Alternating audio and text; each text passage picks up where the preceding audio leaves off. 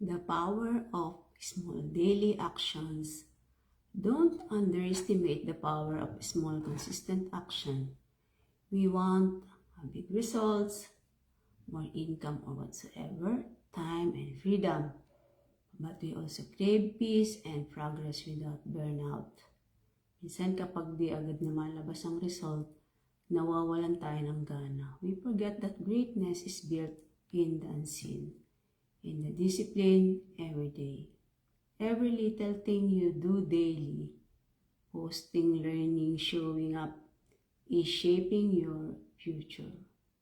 Small acts of discipline build momentum.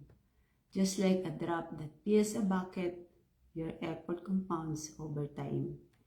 And when you stay consistent, God multiplies your faithfulness. So don't despise the small beginnings. They're not insignificant. They're your foundation. Someday you look back and say, wow, ito pala yung mga maliit na hakbang na nagdala sa akin sa tagumpay. Keep sowing in faith. Your harvest is coming. God bless you.